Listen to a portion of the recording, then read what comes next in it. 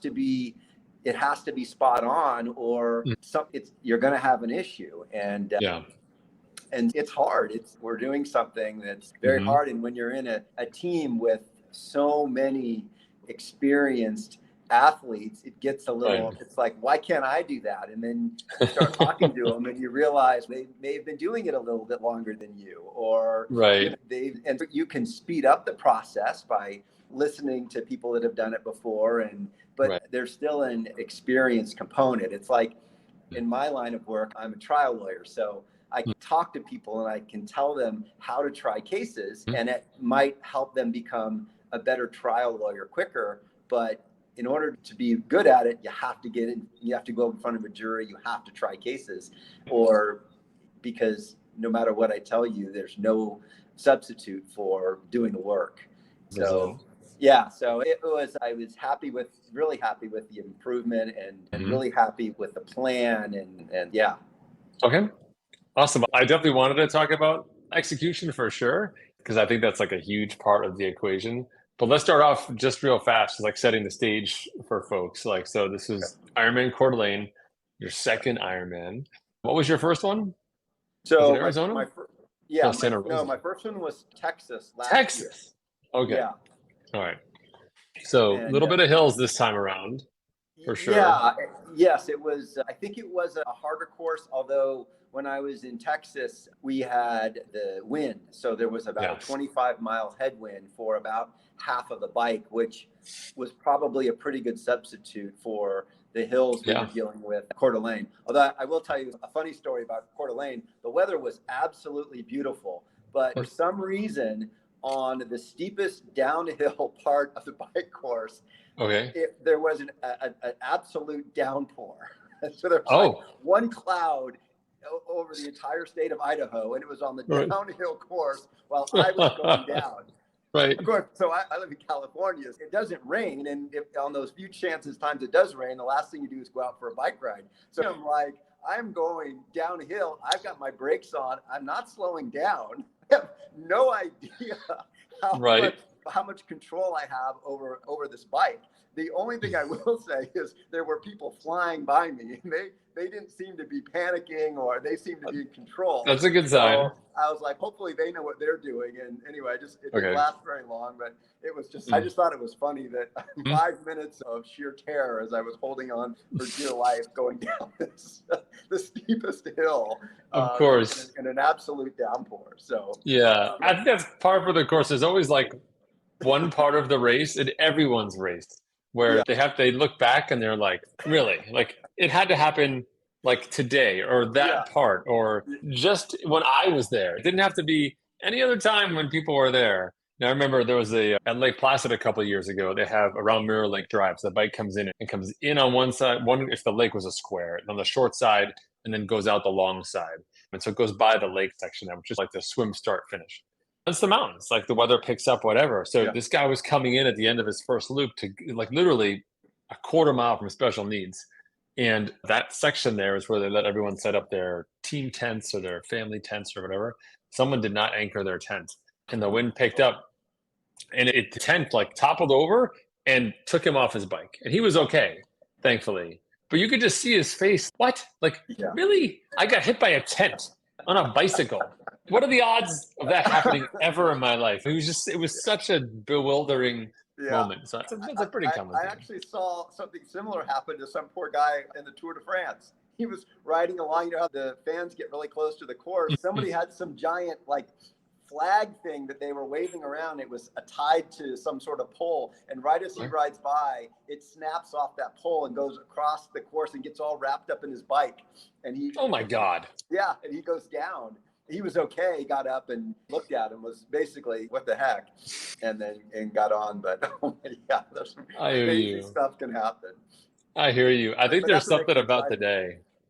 Yeah. That's what makes it exciting. But I hear you. Okay, let's go back real fast. Then again, so second Ironman, did Texas before, so a little bit of a flatter course, which to me just is, I think, logistically easier to wrap your head around than a course where at Cortelain you've got the cold water, you've got hills on the bike, you can have heat later in the day. It's just I would say from like a level 1 sort of complexity course to a level 5. on a scale of Okay. 1 to 10 of being more challenging for sure.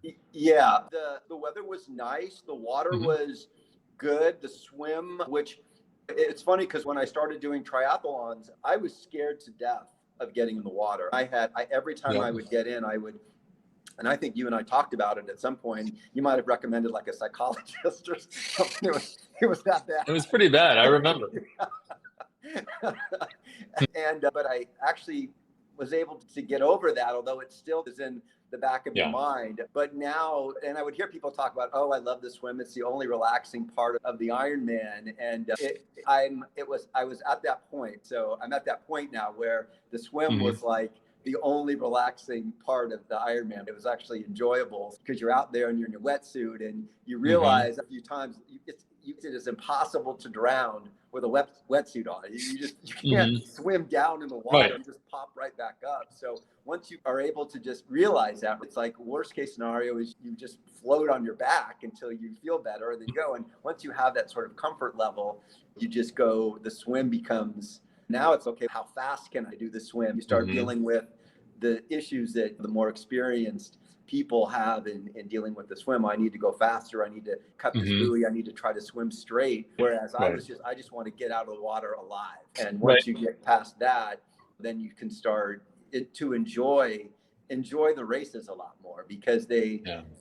there's nothing like doing an Ironman. I done the marathon. I did Boston, which was a wonderful experience. I ran the Grand Canyon, which was a wonderful experience, but there just isn't really anything like doing an Ironman. Just the atmosphere and the challenge and everything. They're just, to Yeah. me, they're just a little bit of a different level. Yeah. So it's Totally. great to be able to actually try. That was my goal, was to race it this time. Felt like in Texas, it was to survive.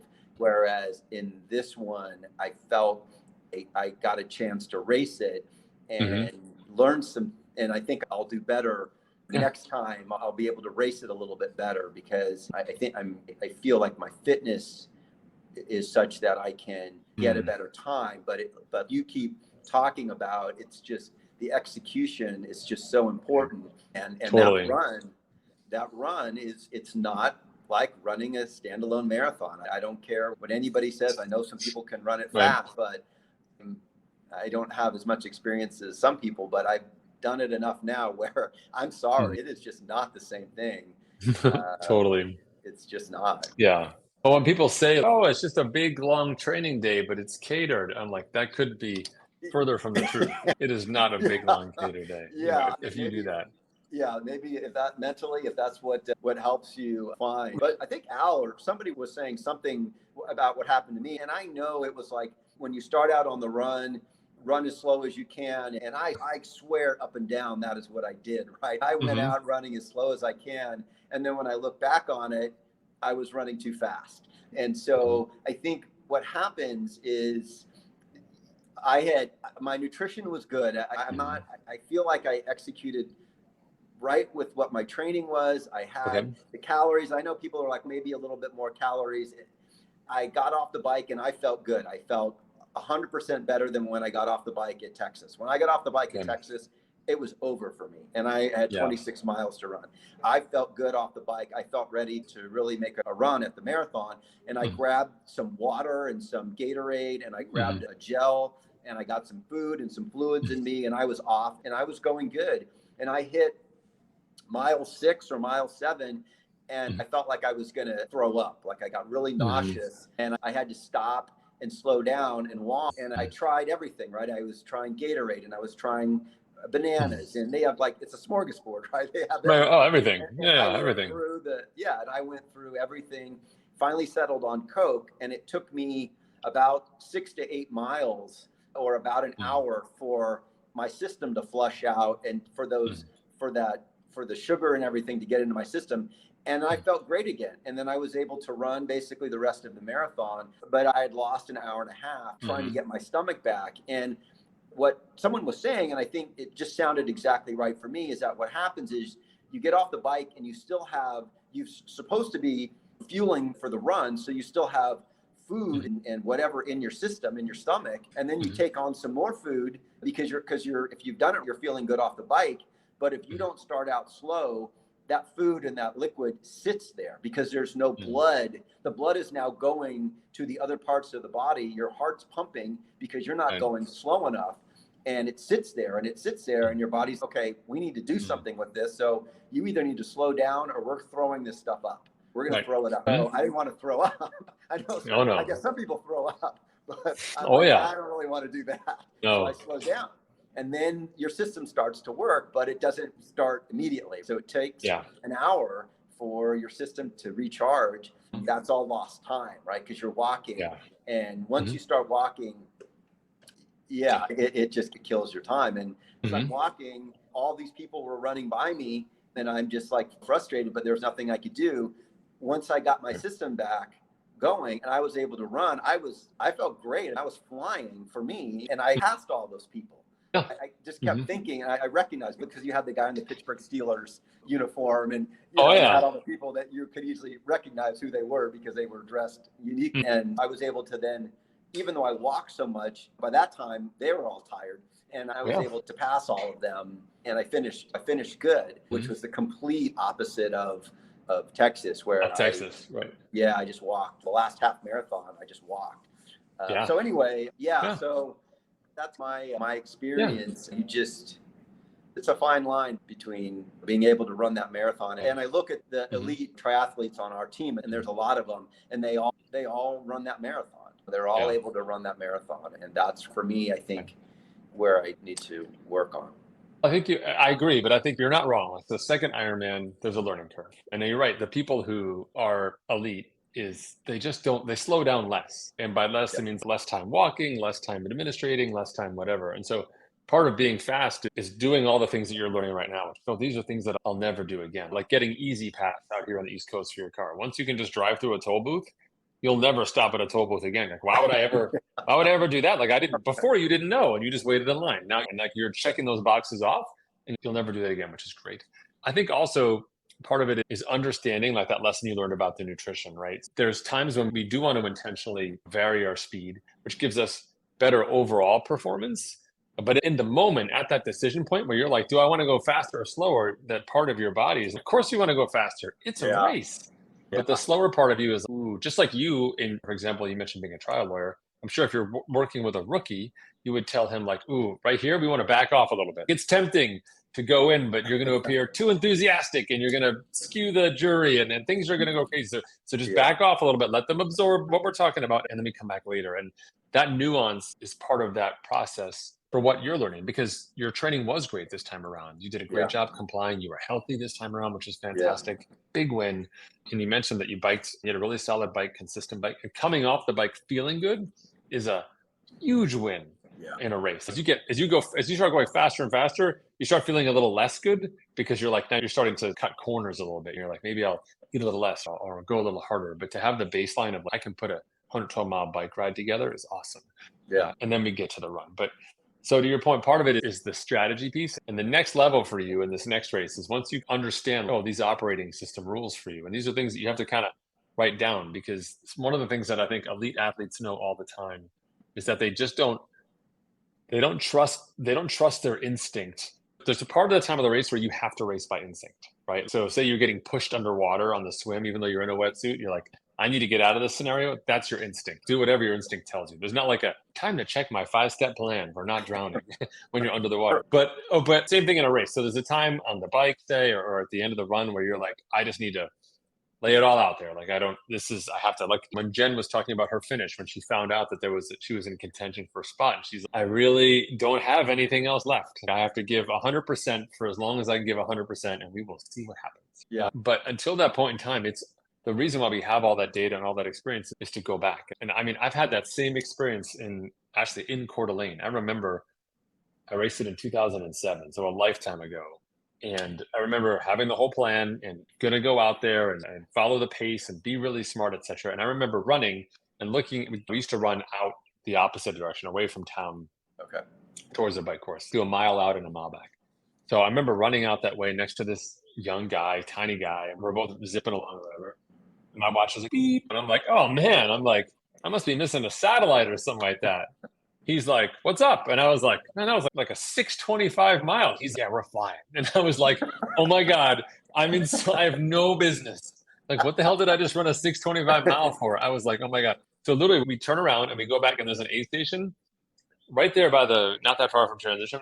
I walked the entire length of the aid station. It took me like 2.5 minutes, like literally walking and like high-fiving people because I had to slow myself down because I knew if I stuck with that person or if I thought this was going to feel good, it was never going to play out in the way that I wanted. But I didn't, if I hadn't said something, I think it was because I was still coming up with the reasons why I tested for 364 days of the year happened to be wrong today, right now in this race. And it was me, then I was fine. You know, the stories you tell yourself.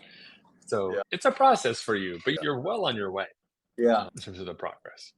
I was very happy with the whole training plan that you put in. I know because I had to run the Boston Marathon, and as I was training for that, I was like, Coach P, I don't think I had enough. I don't think my miles were good enough. I'm not gonna have a great Boston Marathon, and not gonna have a good race. And I was coming out of I just had a lot of fatigue and everything, and I was going in. I didn't really feel like I had a good training block.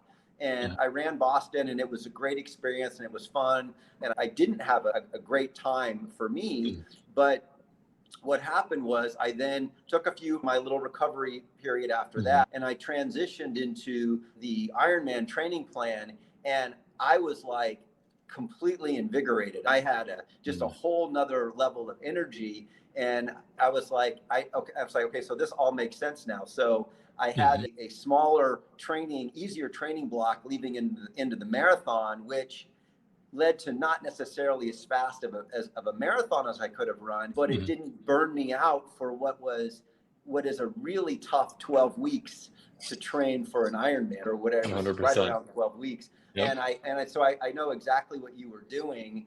And part of it too is you have to trust the people that you're relying on to set you up for success, right? So, and when I saw that happening, it's like, okay, I'm gonna do every single training thing, not just the time, but in the manner that it says, right? So if it says, it doesn't just say bike for an hour, it says do 15 minutes easy, then do 15 minutes hard, and then do 15 minutes. So I did that, right? And when the runs, if it said run slow, even though I might have felt good, I ran slow. Or if it said, and I had a fast run during the week, and it said, okay, and I programmed my watch. Okay, so I'm going to do 4 8-minute intervals at my marathon pace or whatever the pace that was prescribed, and that's what I would do, right? So I think it wasn't just that I didn't just do the volume. I did the volume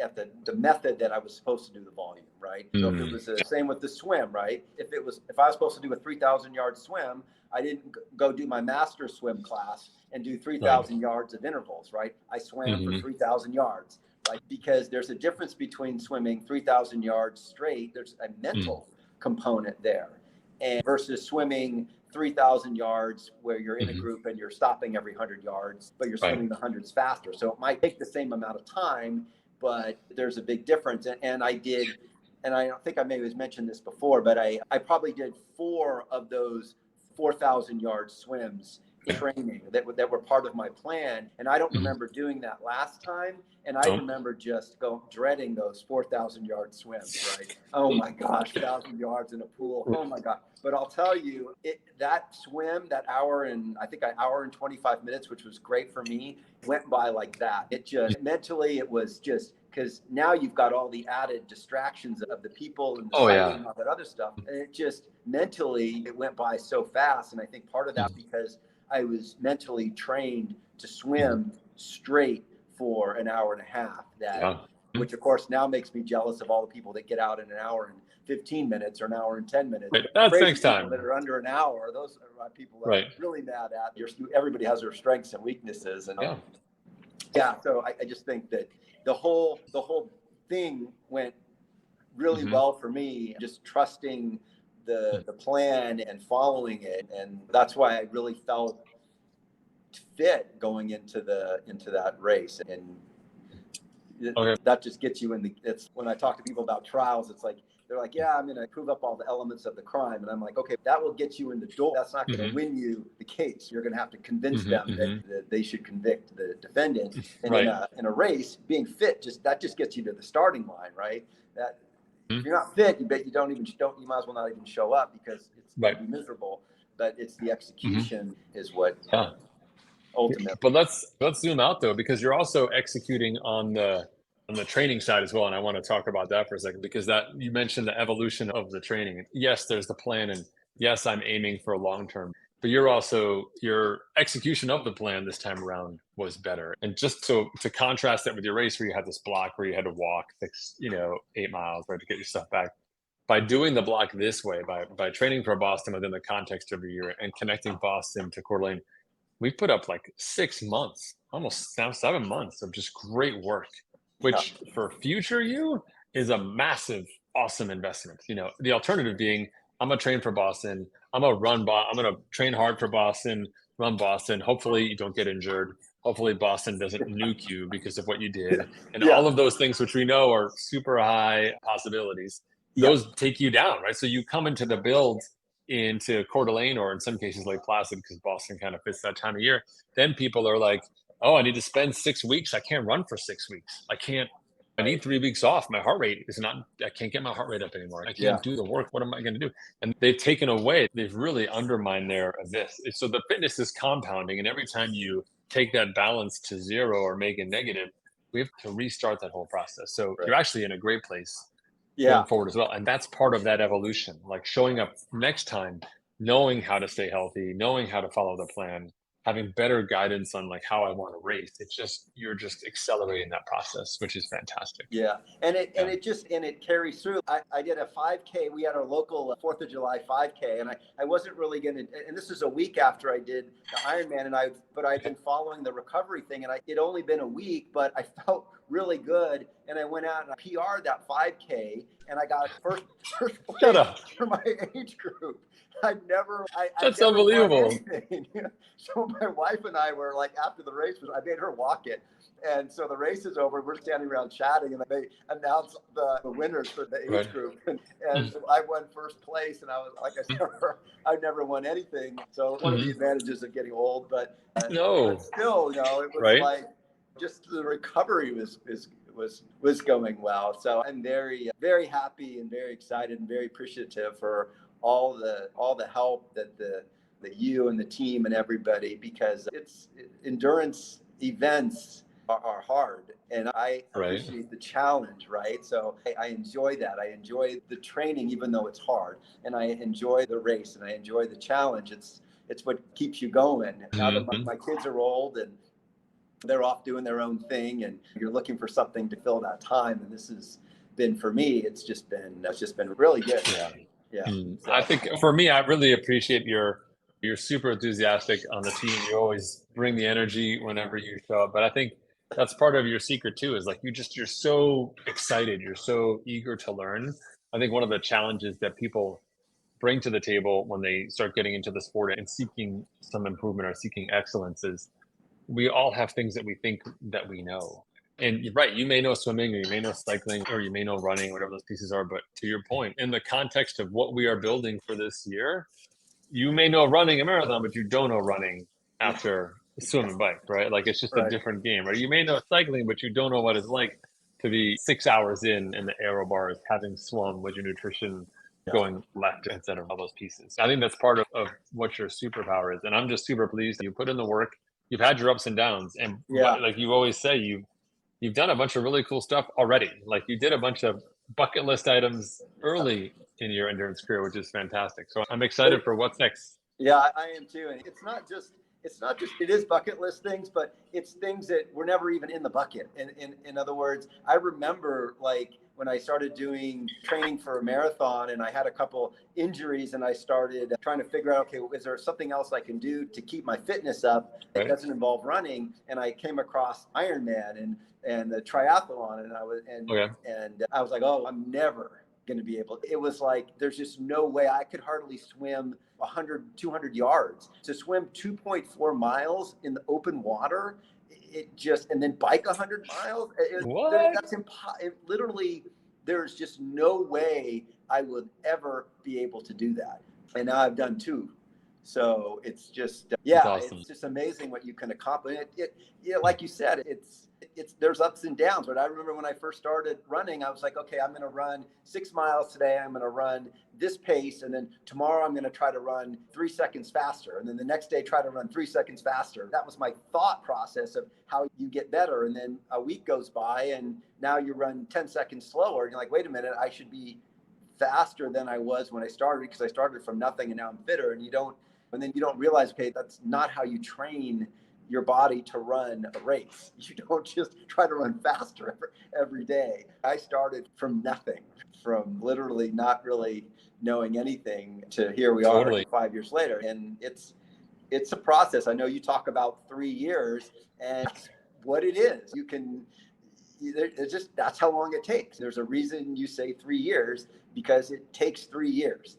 And you can't, I talk to friends that are trying to get into the sport, and I'm like, you're not just going to go sign up for a triathlon and do it. It's just, you have to get your body in a position you can actually train for it. And it takes several training cycles, because it's a training cycle. And you have to go through several cycles and modify things and adjust things and change things and see what works and what doesn't work. And then you have the fueling, because when I ran my first marathon, I just ran until I couldn't run anymore, and I didn't understand. I said, what just happened? I was running fine. Now all of a sudden my legs feel like I'm running in a bucket of cement. And so I got done, and I start Googling marathon, and they're like, you need to eat. And I'm like, wait a minute, you eat during a race? What the heck is that? Who are these people? I ran 1 year cross country. We were done in 15 minutes. Exactly. Totally. You're supposed to drink stuff too. I'm like, oh, that's what those aid stations were there. You're actually supposed to use those. I thought those were for the people walking. I thought that was for the slow people. For those other people. Oh my God, that's so funny. Me. I'm running. I'm not walking in a marathon. I'm running the marathon. Hello. So you're like, yeah, you got to try these gel things. I'm like, I take one of those, and you feel like you just took some drug or something, right? All of a sudden you get all this energy because you just shot of caffeine. And I'm like, oh, that helped. And then I did my next one a year later after I found you guys and started realizing, oh yeah, it's not just you go run for 4 hours. You have to take some food, and you have to train, and you have to run the race a certain way. You don't PR the first half of the race and then try to think you're going to then do the same thing the second half. And then is it a hilly course? Is it a flat course? Is it more uphill the first half, down? There's a lot of things that go into it. Right, totally. And you're checking them off, my friend. You're putting them in the rear view mirror. So do you have anything else aside from crushing local 5Ks on the agenda for this year, or what's your plan?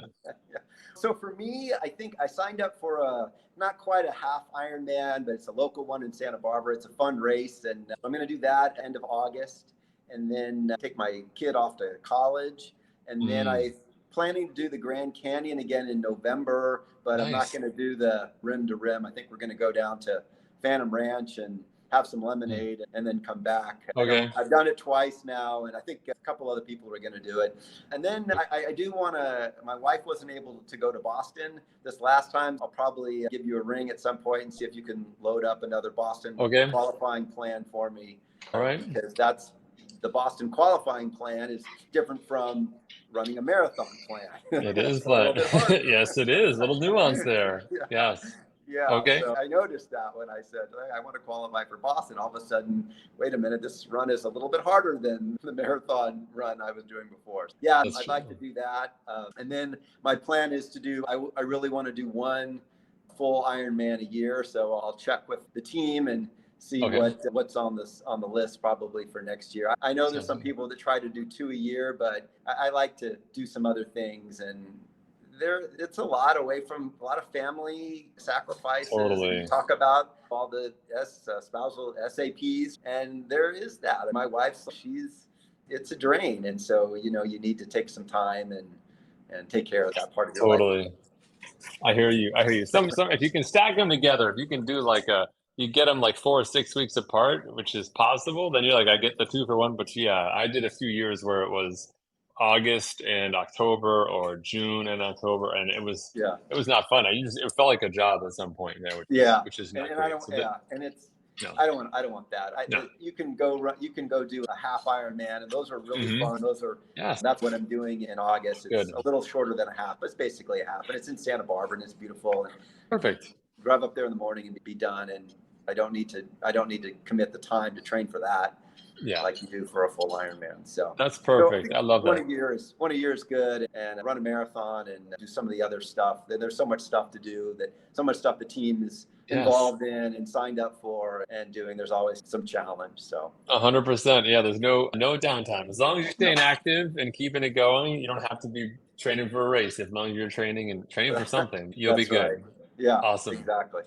Bob, this has been awesome. Hey, I want to thank you so much for joining me. No, thank you, Coach B. No worries. It's always great to hear about the journey. I appreciate you sharing that out. It's definitely going to resonate with a lot of our listeners out there who sometimes feel like, I don't understand. I really appreciate you being so authentic. It's going to be a good listen for sure. All right. Awesome. All right. I lost you for a second there. Oh, yeah. Sorry about that little Wi-Fi action. But anyway, be well, Bob. Don't get too hot out there, okay? Enjoy your summer. All right. You too, Coach B. Thank you. All right. I'll be in touch. See you. Bye-bye.